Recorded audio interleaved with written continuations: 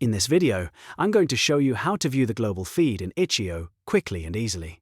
If you use itch.io to browse games, projects, assets, or community posts, the global feed is a great way to discover what's trending across the platform, instead of only seeing updates from your own library or followed creators. This is a very simple process, but if you're new to itch.io, it helps to know exactly where to click. If this tutorial helps you out, make sure to hit the like button and subscribe for more easy software and website guides. Alright, let's jump in. First, open your web browser and go to the itch.io website. You can type the address directly into the search bar and load the homepage. Once the site opens, take a look at the top menu.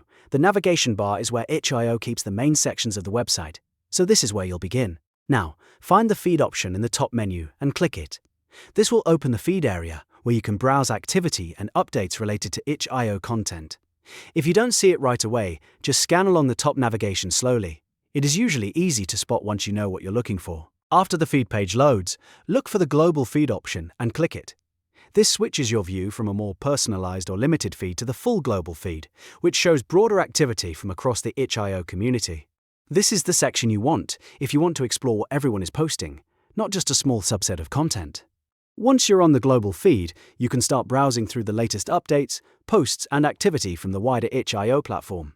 This is useful for discovering new creators, finding interesting projects, and staying connected with what's happening across the site. If you're a developer, artist, or gamer, the global feed can also be a good place to see what kind of content is getting attention. And that's it. You've now learned how to view the global feed in itch.io. It only takes a couple of clicks, but it opens up a much wider view of the platform. If this video helped, please give it a like and subscribe for more quick step-by-step tutorials just like this one.